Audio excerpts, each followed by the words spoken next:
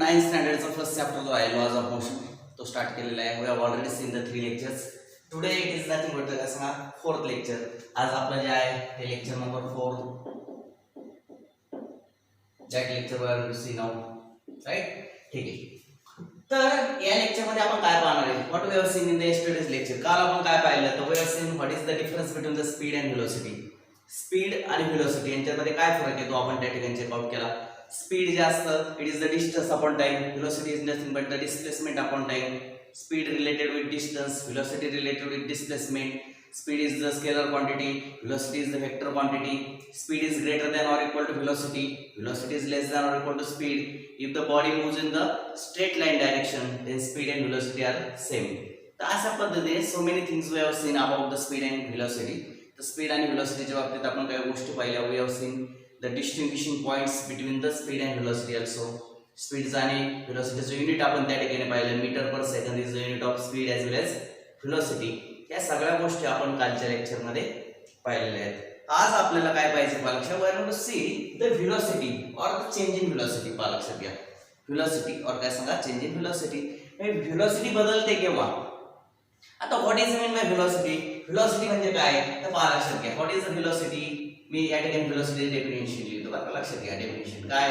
The rate of change of displacement. The rate of change of displacement of an object is called as, चला आपण काय म्हणतो सांगा velocity असं म्हणतो. the rate of change of velocity, sorry, the rate of change of displacement of an object is called as काय सांगा velocity. म्हणून आपण असं म्हटलं पालक्षात velocity is equal to काय सांगा displacement per unit time. displacement पर युनिट टाइम याला आपण काय म्हणतो सांगा व्हेलोसिटी असं म्हणतो. बरोबर की नाही? Displacement per unit time. आता displacement per unit time is called as काय सांगा व्हेलोसिटी. लक्षात ठेवा. आणि स्पीड म्हणजे काय असतं? कारण आपण हे पण पाहिलं स्पीड इज इक्वल टू काय असं सांगा distance upon time. Distance upon काय सांगा टाइम. नीट लक्षात घ्या. बाबा मी काय सांगतो स्पीड आणि व्हेलोसिटी जवळजवळ सेमच आहे. फक्त काय झालं की इथे डिस्प्लेसमेंट घेतली तिथे काय घेतलं सांगा डिस्टन्स घेतलं. डिस्टन्स म्हणजे काय? The length of actual path covered by the body when it reaches from one point to the another point it is called as distance. And the minimum distance between the starting point and finishing point it is called as काय सांगा displacement. आता displacement आणि आपण time त्याला काय असं सांगा velocity. तर velocity is the vector quantity. हे पण आपण पाहिलं पाहिलं. व्हेलोसिटी इज अ काय सांगा velocity is a vector quantity. Is a vector quantity. बरोबर की नाही? हे सुद्धा आपण त्या ठिकाणी पाहिलं velocity is a vector quantity.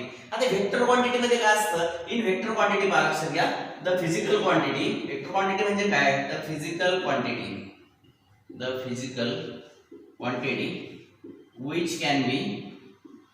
which can be completely described. लक्षात द्या नीट मी काय सांगतोय. completely described using its magnitude as well as direction काय सांगा direction is called as काय सांगा vector quantity. is called as vector quantity. what is mean by vector quantity? ही त्याची definition लक्षात घ्या. Velocity is the vector quantity. हे लक्षात राहू द्या. वेक्टर क्वांटिटी म्हणजे काय?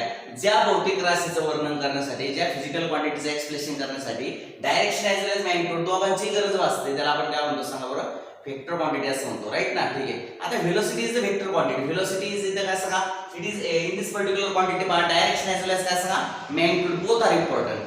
मग आता when the body moves from one point to the another point then the distance traveled by that body is called as speed. समजा हे बॉडी जी आहे ती इथून इथपर्यंत गेली तर त्याने जे डिस्टन्स कव्हर केलं त्याला आपण काय म्हणतो सगळं स्पीड.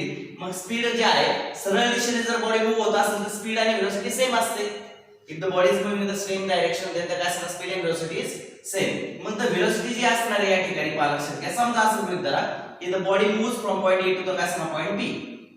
ही बॉडी ए पासून बी कडे काय होते सांगा मूव्ह होते असं गृहीत धरा. ही बॉडी जी आहे ती 10 सेकंदामध्ये 50 मीटर अंतर कव्हर करून गेली. किती? In 10 second. How fast the body goes? The body goes काय the body covers 50 meter distance in काय सांगा 10 सेकंड. मग what is the displacement of body? The displacement is 50 meter. And what is the time? 10. मग आपण velocity काढू पाहू. Velocity is equal to 50 divided by काय सांगा 10, कारण वेलोसिटीचा फॉर्म्युला काय लागला तर फॉर्म्युला लिहितो मी या ठिकाणी लक्षात. डिस्प्लेसमेंट आपण काय सांगा time. What is the displacement of body 50 meter. If the body moves in straight line direction we can measure the displacement. मग displacement is 50 meter. 50 meter divided by time किती आहे सांगा 10. मग 50 upon 10 what is the velocity 5 metre per second. काय झाली 5 metre per second. हे झाले वेलोसिटीचं magnitude. काय झालं मॅग्निट्यूड वेलोसिटीची किंमत झाली. What is the velocity? Velocity is 5 meter per second. But velocity is the scalar quantity. Sorry, velocity is the vector quantity. म्हणजे velocity ही vector quantity म्हणजे तिचं एक्सप्रेशन करण्यासाठी मॅग्निट्यूड बरोबर डायरेक्शन सुद्धा सांगणं गरजेचं आहे. आपण सांगितलं पाहिजे की the velocity of this body, जी बॉडी या ए पॉइंट पासून मूव्ह होते बी पर्यंत, त्या बॉडीची velocity जी आहे ना तिचं मॅग्निट्यूड 5 मीटर आहे. This is the magnitude of velocity. हे जे आहे ना त्याला आपण म्हणणार आहे magnitude of velocity. Magnitude of velocity is equal to किती सांगा 5 मीटर पर सेकंड. नीट लक्षात घ्या it is called as magnitude. म्हणजे ती किंमत झाली वेलोसिटीची. आणि डायरेक्शन कोणतं आहे तर इट मूव्स फ्रॉम काय सांगा in the direction from A to काय सांगा बी. म्हणजे it is moving in this direction. आलं लक्षात. म्हणजे जेव्हा एखादी बॉडी मूव्ह होते त्यावेळेस तिचं मॅग्निट्यूड वेलोसिटीचं मॅग्निट्यूड 5 आहे. डायरेक्शन या दिशेने पहा लक्षात घ्या. जे कुठला असेल समजा एखादी बॉडी अशी मूव्ह होत असेल डायरेक्शन पण सांगणं गरजेचं आहे. अशा पद्धतीने the body moves with the काय सांगा मॅग्निट्यूड 5 मीटर पर सेकंड. लक्षात ठेवा इन दिस डायरेक्शन. म्हणजे डायरेक्शन आणि मॅग्निट्यूड दोन्ही गोष्टी सांगणं गरजेचं असतं. तर वेलोसिटी ह्या दोन पर्टिक्युलर कॉम्पोनंटची मिळून बनलेली असते.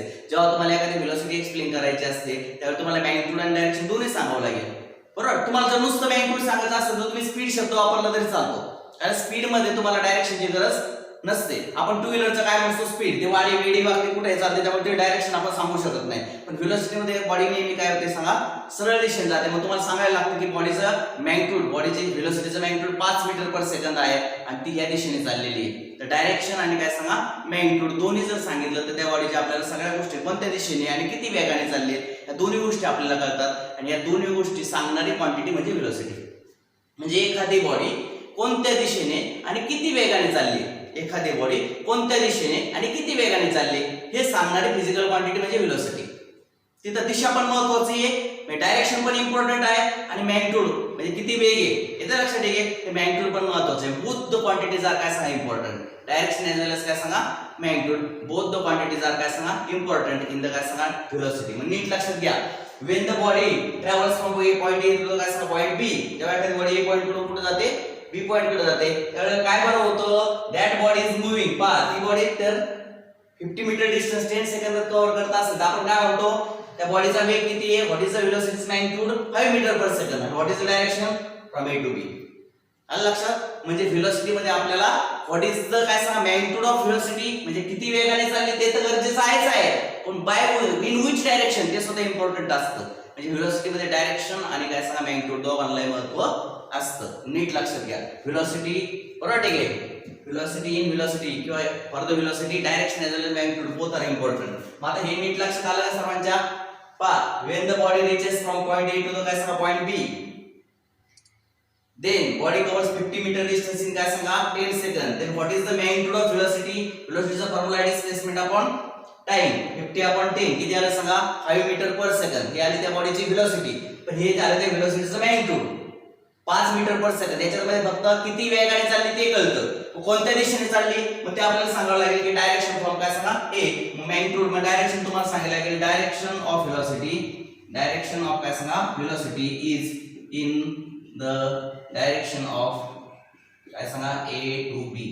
A पासून तर B पर्यंत या दिशेने ती बॉडी चाललेली आहे. तर त्या सर्वांना एखादी बॉडी वर चालली असेल तर आपल्याला सांगायला लागेल डायरेक्शन इज काय सांगा व्हर्टिकली अपवर्ड्स. एखादी बॉडी खाली चालली असेल तर डायरेक्शन इज व्हर्टिकली डाऊनवर्ड. जे काय असेल ते डायरेक्शन पण तुम्हाला एक्सप्लेन करावं लागतं. म्हणजे व्हिज्युअलिटी मध्ये दोन गोष्टी महत्त्वाच्या असतात, मॅग्निट्यूड एज वेल एज काय सांगा डायरेक्शन. आणि जेव्हा तुम्ही मॅग्निट्यूड आणि डायरेक्शन दोन्ही गोष्टी सांगता तेव्हा वेलोसिटीचं परिपूर्ण वर्णन तुमच्याकडून झालंय असा त्याचा अर्थ होतो. हे लक्षात घ्या. मग चला आता आपण जाऊयात पहा velocity.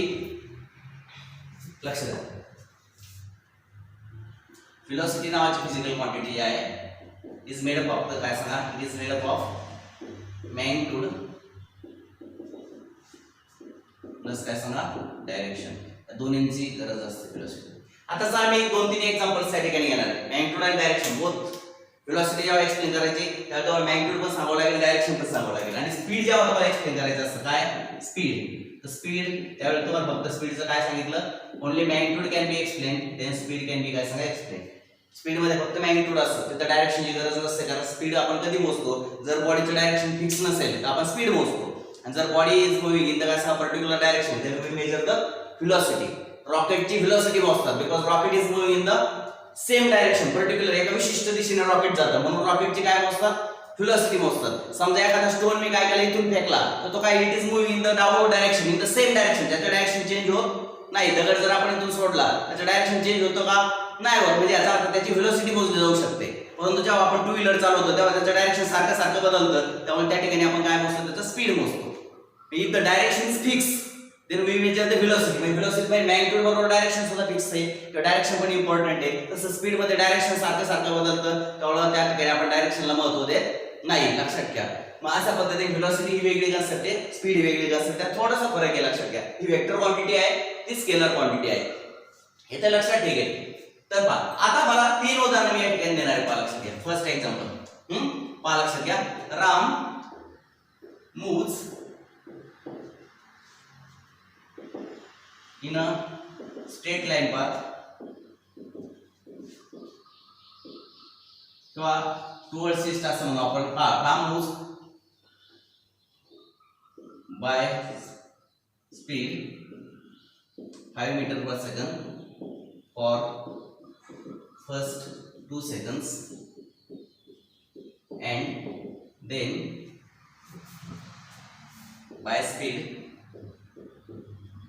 of 10 meter per second for next 2 seconds. एक एक्झाम्पल मी या ठिकाणी घेतले. राम काय करतो पहा लक्षात घ्या.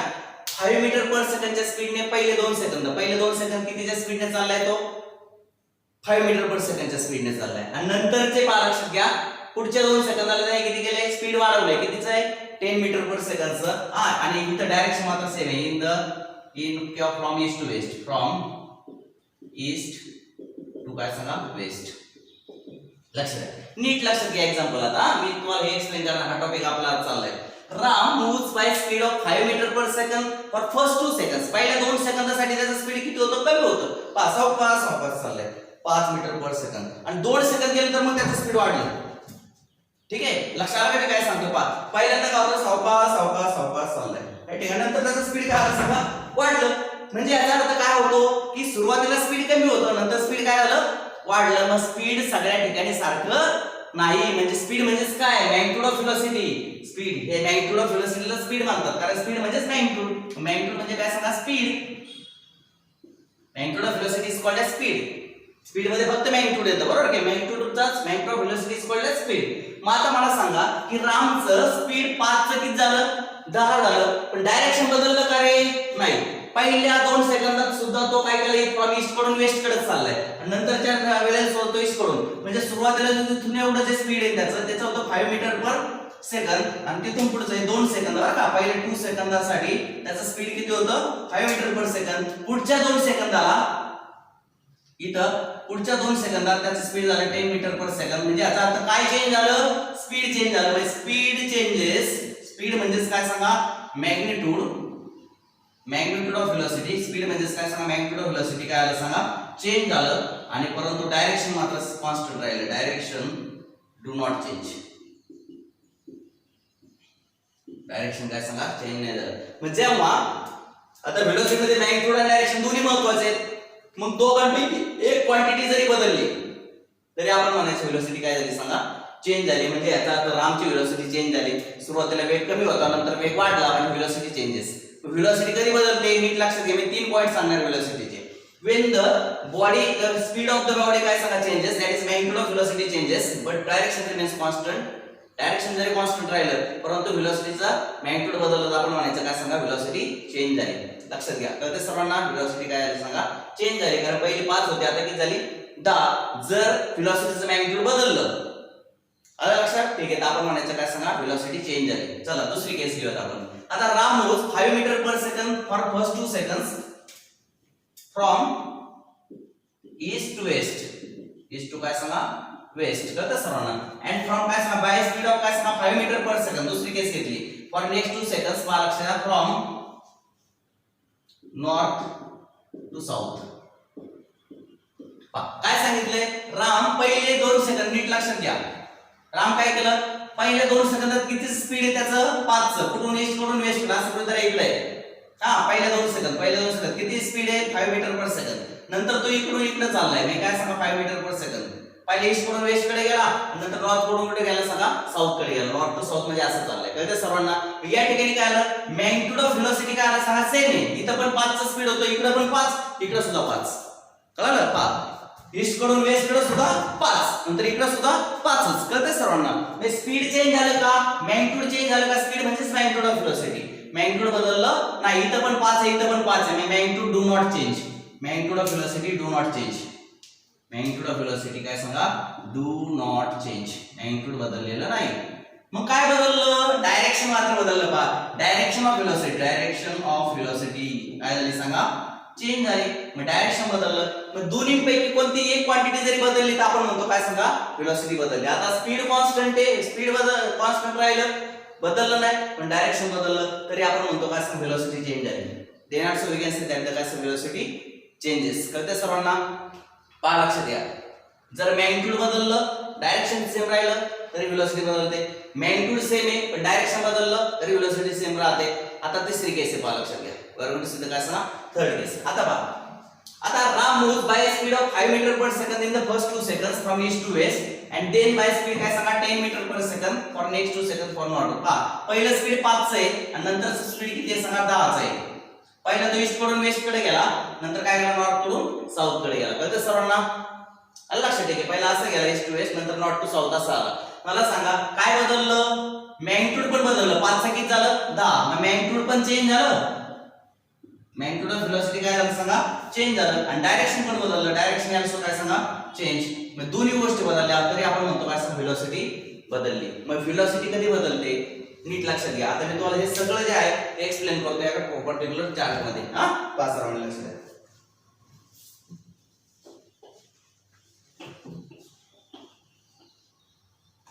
पहा 3 केसेस पॉसिबल आहेत. व्हेलॉसिटी काय होते पहा लक्षात. व्हेलॉसिटी कशाची म्हणून बनलेली असते मॅग्निट्यूड प्लस डायरेक्शन. लक्ष द्या मॅग्निट्यूड प्लस काय सांगा direction. Magnitude plus direction corresponds to काय सांगा व्हेलॉसिटी. मॅग्निट्यूड प्लस आपण काय म्हणतो सांगा स्पीड. पहा magnitude plus direction is called as काय सांगा किंवा बोथ गिव्स राइज टू काय सांगा व्हेलॉसिटी. आता पहा कधी कधी मॅग्निट्यूड चेंज होतो magnitude changes direction do not change. Direction बदललं नाही. दोघांपैकी कोणती एक क्वांटिटी जरी बदलली तरी आपण म्हणतो व्हेलॉसिटी चेंज झाली. व्हेलॉसिटी काय सांगा चेंजेस. Velocity changes. पहा either magnitude change or direction. पहा आता मॅग्निट्यूड बदललं डायरेक्शन सेम राहील. डायरेक्शन बदललेलं नाही तरी आपण म्हणायचं व्हेलॉसिटी बदलली राईट. फर्स्ट सेकंड थिंग पहा magnitude do not change. Magnitude काय सांगा do not change but direction changes. परंतु डायरेक्शन मात्र काय सांगा चेंज झालं तर अशा वेळेला आपण म्हणायचं व्हेलॉसिटी बदलली. Velocity changes. व्हेलॉसिटी चेंजेस कळतं सर्वांना. आणि तिसरं मॅग्निट्यूड पण चेंज झालं आणि डायरेक्शन पण चेंज झालं तर आपण म्हणायचं काय सांगा व्हेलॉसिटी चेंजेस. लक्ष द्या व्हेलॉसिटी चेंजेस राइट. पहा अशा पद्धतीने we can say that either magnitude or direction or both. When velocity changes either magnitude change एक तर magnitude बदललं डायरेक्शन सेम राहील किंवा मग डायरेक्शन चेंज झालं magnitude सेम राहील किंवा मग दोन्ही चेंज झाले तरी आपण म्हणायची व्हेलॉसिटी काय झाली सांगा चेंज झाली. मग what is when the velocity changes. Velocity कधी बदलते नीट लक्षात घ्या. either magnitude or काय सांगा direction or both changes when the काय सांगा magnitude or काय सांगा direction or both of the body changes then we can say that there is the change in velocity. तेव्हा आपण काय म्हणतो बॉडीची व्हेलॉसिटी बदलली. नीट लक्षात घ्या. अशा पद्धतीने मॅग्निट्यूड बदललं तरी म्हणायची व्हेलॉसिटी चेंज झाली. फक्त डायरेक्शन चेंज झालं तरी म्हणायची व्हेलॉसिटी चेंज झाली आणि दोन्ही बदलले तर म्हणायचं. इथे लक्षात ठेवा. अशा पद्धतीने आपण काय म्हणतो सांगा. आता पहा नीट लक्ष द्या मी कसं सांगतो. मी असा 10च्या स्पीडने चाललोय आणि मी असं इकडे वळालो, माझी व्हेलॉसिटी बदलली का? यस. का? कारण माझं काय मॅग्निट्यूड 10 होतं, मॅग्निट्यूड तेच ठेवलं मी, पण डायरेक्शन चेंज झालं की नाही माझं, इकडून असं इकडे आलो, म्हणजे मॅग्निट्यूड सेम आहे पण डायरेक्शन चेंज, म्हणजे माझी व्हेलॉसिटी चेंज झाली. आता पुढे ऐका, आता मी इकडे लक्ष इथून निघालो, मी असं पहिले 2-3 सेकंद सावकाश वाढलो, नंतर जोरात पळायला लागलो. कळते सर्वांना? पहिला कसं चाललोय मी सावकाश सावकाश सावकाश वाढलो, नंतर पळायला लागलो. याचा अर्थ काय? आता डायरेक्शन सेम आहे, सेम डायरेक्शन, परंतु मॅग्निट्यूड मात्र चेंज. सुरुवातीला वेग कमी होता, नंतर वेग वाढला, म्हणजे व्हेलॉसिटी काय झाली?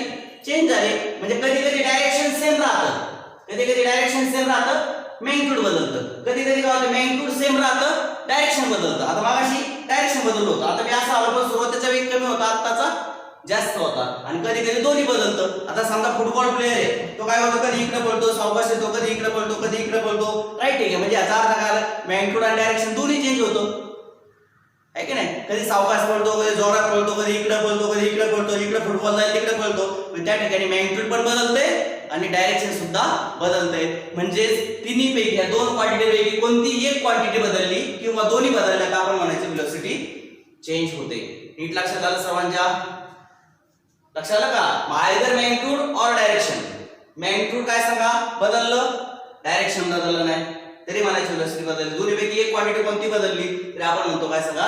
व्हेलॉसिटी त्या बॉडीची चेंज झाली. नीट लक्षात राहील सर्वांच्या? हा चार्ट जो आहे फार महत्त्वाचा आहे, फार लक्षात घ्या.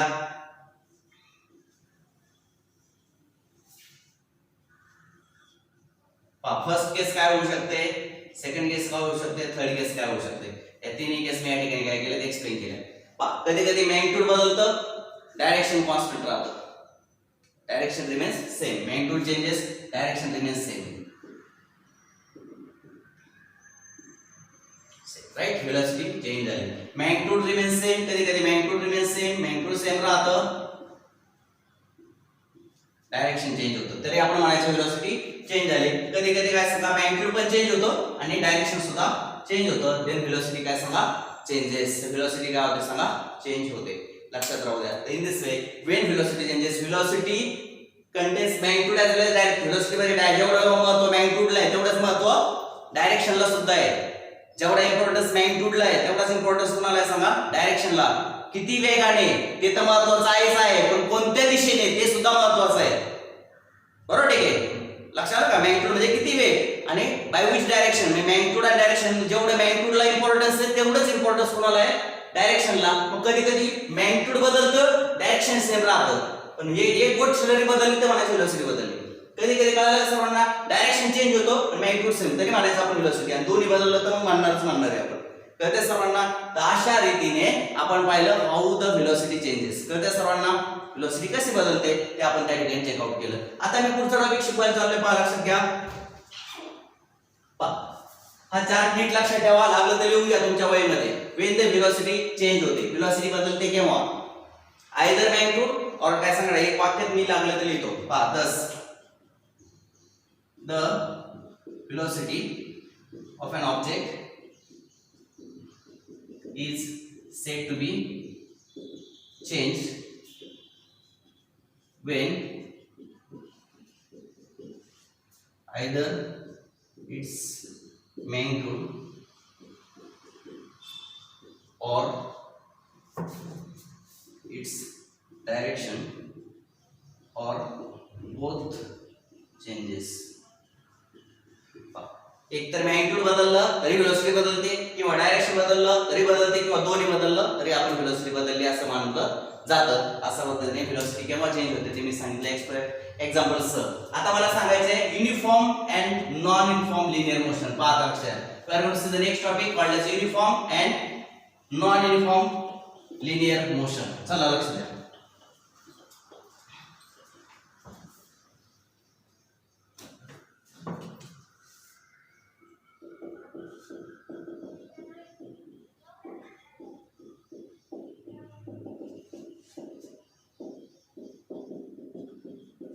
नीट लक्षात घ्या. मी काय करतोय पहा लक्षात.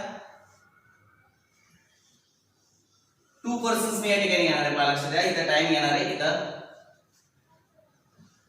To persons I am going to take. पहा इथं टाइम येणार आहे, मी टाइम तर लिहितो अमर, अकबर, लागलं तर तिसरा एक पर्सन घेतो पालक. आपल्या बुक मध्ये 3 दिलेत, बुकचंच एक्झाम्पल घेतलंय. Anthony, Amar, Akbar and Anthony, these are the 3 persons. पा Amar, Akbar and Anthony, these are the 3 persons. Now how they moves, मी त्यांचे मोशनचा स्टडी केलेला आहे पालक. मॉर्निंगला 5 o'clock पासून त्यांनी सुरुवात केली, 6 o'clock, 7 o'clock, 8 o'clock, 9 o'clock आणि 10 o'clock.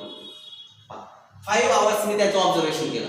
राईट, ठीक आहे. आता काय आलं पाहा, सुरुवातीला ऑल हॅज काय सांगा, 0 डिस्प्लेसमेंट. पहा सुरुवातीला सगळे इथून सुरू झाले, इथून मी त्यांचं डिस्टन्स मोजायला सुरुवात केली. त्यांनी चालायला सुरुवात केली. सुरुवातीला त्यांनी किती अंतर कापलं होतं, how much distance is travel initially, 0 start झाली. घड्याळ लावलं मी 6 o'clock ला अमरची कशी झाली, 6 o'clock ला अमर गेला 10 किलोमीटर. किती गेला, 10 किलोमीटर. राईट, ठीक आहे. किंवा आपण एक काम करू, 5 किलोमीटर. 7 o'clock ला त्यांनी 10 किलोमीटर डिस्टन्स कव्हर केलं. 8 o'clock ला त्यांनी 15 किलोमीटर डिस्टन्स कव्हर केलं. 9 o'clock ला त्यांनी 20 किलोमीटर डिस्टन्स कव्हर केलं. 10 o'clock ला त्यांनी काय केलं, 25 किलोमीटर डिस्टन्स कव्हर केलं. अमरची काय, अमरचा स्टडी समजला सर्वांना. 5 o'clock ला how much distance is covered bye Amar, 0 kilometre. 6 o'clock ला 5 किलोमीटर. 7 o'clock ला 10 किलोमीटर. 8 o'clock ला 15, 9 ला 20. आता अकबर 5 o'clock ला त्याचं किती किलोमीटर डिस्टन्स कव्हर होतं, याचा स्टार्ट केली त्यांनी. 6 o'clock ला त्याने काय केलं सांगा, 4 किलोमीटर डिस्टन्स कव्हर केलं. 7 o'clock ला त्याने 9 किलोमीटर डिस्टन्स कव्हर केलं. 8 o'clock ला त्याने काय केलं, 14 किलोमीटर डिस्टन्स कव्हर केलं. 9 o'clock ला त्याने काय केलं सांगा, 21 किलोमीटर डिस्टन्स कव्हर केलं. आणि 10 o'clock ला त्याने केलं 23 किलोमीटर डिस्टन्स कव्हर. नीट लक्षात घ्या, अमरचं डिस्टन्स लक्षात घ्या, अकबरचं डिस्टन्स लक्षात घ्या. नंतर अँथोनीकडे चला. अँथोनीने काय केलं, 5 o'clock ला 0 किलोमीटर होतं. ठीक आहे. 6 o'clock ला 3 किलोमीटर कव्हर केलं. 7 o'clock ला त्याने 6 किलोमीटर कव्हर केलं. 9 किलोमीटर कव्हर केलं. 12 किलोमीटर कव्हर केलं. आणि फायनली काय सांगा, 15 किलोमीटर कव्हर केलं. आता नीट लक्ष देऊन आपण हा बारकाईने याचा स्टडी करू आणि ह्याच्यावर कन्क्लुजन्स काढणार आहे मी. लक्षात घ्या,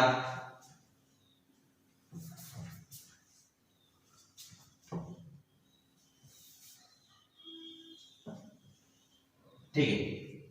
पाहिजे say Amar, Akbar and Anthony, 3 persons are moving. कोणत्या कोणत्या मार्गाने. आता what you can see about the Amar. अमरच्या बाबतीत तुम्ही काय पाहता, लक्षात द्या. अमरची जर मोशन तुम्ही स्टडी केली, तर काय होतं, प्रत्येक तासाला 5 ते 6, 1 तासात त्याने किती अंतर केलं, 5. दुसऱ्या तासात 5 ते 10 5 किलोमीटर. तिसऱ्या तासात 10 पासून 15 म्हणजे 5 किलोमीटर. 4th hour मध्ये त्याने 15 to 20 म्हणजे 5 किलोमीटर. 5th hour मध्ये 20 to 25 म्हणजे काय सांगा, 5 किलोमीटर. म्हणजे याचा अर्थ काय की दर तासाला for every hour he covers काय सांगा 5 किलोमीटर डिस्टन्स. प्रत्येक तासाला तो 5 किलोमीटर डिस्टन्स कव्हर करतोय. फर्स्ट आवर मध्ये सुद्धा 5 किलोमीटर, सेकंड आवर मध्ये सुद्धा 5 to 10 म्हणजे 5 किलोमीटर, थर्ड आवर मध्ये सुद्धा 10 to 15 म्हणजे 5 किलोमीटर. म्हणजे एव्हरी आवर ही कव्हर्स काय सांगा 5 किलोमीटर डिस्टन्स. बरोबर. मग मला सांगा, जर तो दर तासाला 5 किलोमीटर अंतर कव्हर करतोय तर त्याचा वेग कसा असला पाहिजे, सगळ्या ठिकाणी समान असला पाहिजे. तर पहिल्या तासात जेवढा वेग होता तेवढाच दुसऱ्या तासात, तेवढाच तिसऱ्या तासात. जर त्याने वेग वाढवला असता तर दुसऱ्या तासात जास्त अंतर कव्हर झालं असतं, पण होतंय का, नाही. त्याने समान गतीने, सेम वेग, same velocity, same direction, same स्पीडने त्याने मूव्हमेंट केली. कळतं सर्वांना. म्हणजे त्याचा व्हेलॉसिटी कॉन्स्टंट आहे हे लक्षात घ्या. व्हेलॉसिटीचं मॅग्निट्यूड कसं आहे, त्याचं कॉन्स्टंट आहे हे त्या ठिकाणी लक्षात येतं. पण हे लक्षात आलं का सर्वांच्या, for every hour he covers काय सांगा 5 किलोमीटर. म्हणजे याचा अर्थ काय, he covers equal distance in equal interval of time. पहिल्या 1 आवर मध्ये 5, सेकंड 1 आवर मध्ये 5, थर्ड 1 आवर मध्ये 5. इक्वल टाइम मध्ये इक्वल डिस्टन्स कव्हर करतो. इकडे चला. अकबरने काय केलं, पहिल्या 1 तासामध्ये किती केलं सांगा, 4 किलोमीटर, 0 to 4. नेक्स्ट 1 आवर मध्ये काय केलं त्यांनी, 5 किलोमीटर कव्हर केले. 4 to 9 म्हणजे किती, 5. नेक्स्ट 1 आवर मध्ये त्यांनी काय केले, परत 5 कव्हर केले. त्याच्या नेक्स्ट मध्ये काय केले त्यांनी, 7 किलोमीटर कव्हर केले. आणि त्याच्या नेक्स्ट मध्ये फक्त 2 किलोमीटर कव्हर केले. या ठिकाणी कसं झालं पहा, पहिल्या आवर मध्ये 5, सेकंड आवर मध्ये सुद्धा 5, थर्ड आवर मध्ये सुद्धा 5, फोर्थ आवर मध्ये सुद्धा 5 आणि फिफ्थ आवर मध्ये सुद्धा 5. कळतं सर्वांना. याने समान इक्वल टाइम मध्ये इक्वल डिस्टन्स कव्हर केलं. याने मात्र टाइम इक्वल होता पण तो डिस्टन्स मात्र वेगवेगळे. पहिल्या आवर मध्ये 4 किलोमीटर, सेकंड आवर मध्ये 5, थर्ड आवर मध्ये 5, फोर्थ आवर मध्ये 7 किलोमीटर आणि लास्ट आवर मध्ये काय सांगा 2 किलोमीटर. लक्षात आलं. आणि इकडे चला. अँथोनीने फर्स्ट आवर मध्ये 0 to 3 म्हणजे 3 किलोमीटर, सेकंड मध्ये काय सांगा 3 to 6 म्हणजे 3 किलोमीटर, थर्ड आवर मध्ये 6 to 9 म्हणजे 3 किलोमीटर, फोर्थ मध्ये 9 to 12 म्हणजे काय सांगा 3 किलोमीटर आणि फिफ्थ मध्ये सुद्धा काय सांगा 3 kilometre. What you can C, what you can distinguish, you can say that Amar and Anthony, Amar and काय सांगा Anthony covers equal distance in equal interval of time. एका तासात अमर 5 किलोमीटर करतो, प्रत्येक तासाला 5च. अँथोनी प्रत्येक तासाला 3 करतो. म्हणजे ह्याची आणि ह्याची केस वेगळी आहे, याची केस मात्र वेगळी आहे. याच्यामध्ये काय आलं, सुरुवातीला त्याचं स्पीड कमी होतं, नंतर थोडं वाढलं, नंतर सेम ठेवलं, नंतर आणखी वाढलं, 7 किलोमीटर गेला आणि सगळ्यात शेवटी दमला आणि 2च किलोमीटर गेला शेवटच्या तासात. म्हणजे या ठिकाणी तुमच्या असं लक्षात आलं की डिस्टन्स कव्हर इन काय per hour is not constant. प्रत्येक तासाला कव्हर केलेलं जे अंतर आहे ते समान नाहीये. इथं मात्र प्रत्येक तासाला कव्हर केलेलं डिस्टन्स सेम आहे, इथं सुद्धा कसा सेम आहे. म्हणून अमरची जी काही मोशन आहे त्या मोशनला आपण युनिफॉर्म मोशन म्हणतो. आणि अमरची जी मोशन आहे त्याला काय म्हणायचं, युनिफॉर्म मोशन. अँथोनीची जी मोशन आहे it is also uniform motion because he also covers काय सांगा equal distance in equal interval of time. But अकबरची जी मोशन आहे it is called as non uniform motion, non uniform motion. What is mean by uniform motion? What is mean by non-uniform motion? मग काय आहे मी definition सांगतो पहा लक्षात. If the object if an object covers equal distance सगळीकडे 5 5 5. If the object covers equal distance in equal interval of time, प्रत्येक एका तासाला म्हणजे टाइम आपण एक तासाचा स्लॉट घेतलाय, मग प्रत्येक स्लॉट मध्ये त्याने इक्वल डिस्टन्स कव्हर केले की नाही. For slot of every 1 hour he covers काय सांगा इक्वल डिस्टन्स. अशा वेळेला आपण म्हणायचे युनिफॉर्म मोशन. आणि if the body covers unequal distances, unequal distances, प्रत्येक स्लॉटला वेगवेगळे डिस्टन्स, पहिलं 4 नंतर 5 नंतर 5 नंतर 7 नंतर 2 वेगवेगळे डिस्टन्सेस आहेत. मग पहा if the body covers unequal distances in काय सांगा इक्वल इंटरवल ऑफ टाइम. म्हणजे टाइमचा स्लॉट आपण सेम घेतला 1 आवरचा, for every 1 hour slot he covers different distances and that's why his motion is काय सांगा नॉन युनिफॉर्म मोशन. तर अशा प्रकारे युनिफॉर्म मोशन आणि काय सांगा नॉन युनिफॉर्म मोशन असे मोशनचे दोन प्रकार पडतात. अलग अलग सर्वांच्या. मग मी त्याचे डेफिनेशन या ठिकाणी लिहितो. डेफिनेशन याच्या आधारे लिहिणार आहे, मला लक्षात घ्या.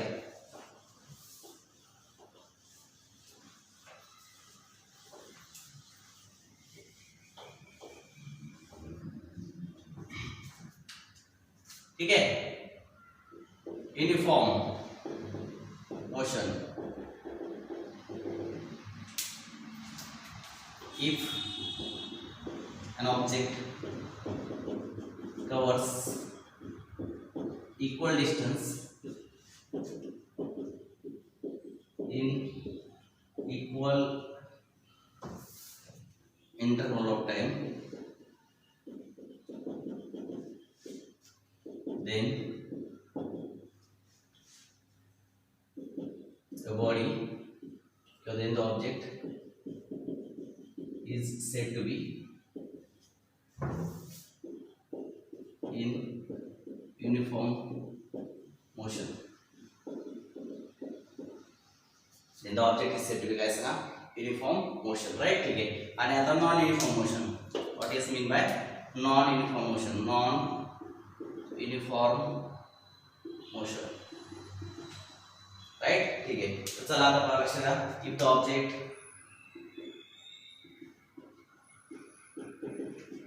covers unequal distance in equal interval of time, then the object is said to be in non-uniform motion. लक्षात. अशा प्रकारे युनिफॉर्म मोशन आणि काय सांगा non uniform motion. These are the two types of काय सांगा मोशन्स. मोशनचे दोन प्रकार पडतात. तर दिस ऑल ऑफ द काय सांगा uniform and non uniform motion. आता पहा सर्वांना माहिती मोशन ऑफ मून, चंद्र फिरतो पृथ्वी होते बरोबर. ठीक आहे. त्याचा स्पीड सगळ्या ठिकाणी कसं आहे सेम. सगळ्या ठिकाणी स्पीड कसं आहे सेम. म्हणजे तो पहिल्या एका तासाला जर 100 एवढं अंतर कव्हर करत असेल तर सेकंड नेक्स्ट आवरला सुद्धा x किलोमीटर असेल, त्याच्या नेक्स्ट आवरला सुद्धा x. म्हणून मोशन ऑफ मून कशी आली युनिफॉर्म आली. कशी आली युनिफॉर्म. नंतर आपण आता बस पाहतो बा रस्त्याने. बसला काय होतं सुरुवातीला काय होतं रस्त्याला गर्दी नसेल तर जास्त अंतर कव्हर होतं. पहिले 1 तासात जास्त अंतर कव्हर झालं, पुढच्या तासात जर गर्दी आली तर कमी अंतर कव्हर होणार आहे. मग याचा अर्थ कधी जास्त होतोय कधी कमी होतोय. सगळ्या ठिकाणी अंतर सारखं कव्हर होतंय का सेम टाइम मध्ये नाही. मग बसची मोशन कशी असणार आहे नॉन युनिफॉर्म मोशन असणार आहे. कळते. तर जी बॉडी इक्वल डिस्टन्स मध्ये इक्वल टाइम मध्ये इक्वल डिस्टन्स कव्हर करते त्याला म्हणायचं युनिफॉर्म मोशन, आणि जी बॉडी इक्वल डिस्टन्स मध्ये इक्वल टाइम मध्ये अनइक्वल डिस्टन्स कव्हर करते त्याला म्हणायचं नॉन युनिफॉर्म मोशन. तर अशा प्रकारे uniform and non uniform motion these are the two types of motions, right. आता आपल्याला उद्या एक्सेलरेशन नावाचा टॉपिक पाहिजे. For today it is all this about this particular lecture. जे काय आज झाले ते सगळं नोटबुक मध्ये नोट करून ठेवा, पुस्तक वाचा. येते लक्षात. आता काय आलं की वन वे इंटरॅक्शन आहे. वन वे इंटरॅक्शन तुम्हाला कळतं सर्वांना. आता तुम्ही माझ्या समोर नाहीये, तुम्हाला जर एखादी गोष्ट नाही कळाली तुम्ही हात वर करू शकत नाही आता. येते लक्षात, ठीक आहे. त्यामुळे वन वे इंटरॅक्शन असल्यामुळं जेवढं तुम्हाला द्यायचा प्रयत्न आहे तेवढा आहे. पण जरी नाही कळालं तर मला व्हॉट्सअप करा, मला फोन करा, अदरवाईज पुस्तकात वाचा. आणि त्यातूनही नाही कळालं तर मग आपल्याला जेव्हा क्लासरूम लेक्चर सुरू होतील तेव्हा नोट करून ठेवा. काय नाही समजलं किंवा कुठल्या गोष्ट अडचणीची वाटले आपण त्यावेळेला ते सगळ्या गोष्टी डिस्कस करूयात. ठीक आहे. जे काय असेल ते सगळं नोट करत जा आपल्या वहीत. ज्याचे काय पॉइंट्स मी लिहिले ते सगळे नोट करा, ते समजून घ्या. नाही कळलं तर मला फोन करा, कारण तुम्ही समोर असता तर मला लगेच कळते की मुलांना कळालं नाही कळालं, कोणी हात वर करतं सर असं कसं तसं कसं, या गोष्टी आपल्याला करता येतात. परंतु आता या ऑनलाईन लेक्चरमुळे या सगळ्या गोष्टी आता आपल्याला शक्य नाहीये. पण जरी शक्य नसल्या तरी आपला अभ्यास बुडायला नको, मागं पडायला नको. आपल्याला कोणत्याही गोष्टी कळायला असं व्हायला नको. म्हणून आपल्याकडे भरपूर पर्याय. फोन करू शकता, मला व्हॉट्सअपला सांगू शकता, किंवा आपण क्लासरूमला लेक्चर आल्यानंतर मला सांगू शकता. नोट करून ठेवायचं काय आपल्याला समजलं नाही किंवा कसं असेल ते. तुमचं निराकरण होईस्तोवर आपण शिकू, काय अडचण नाही. Okay, thank you.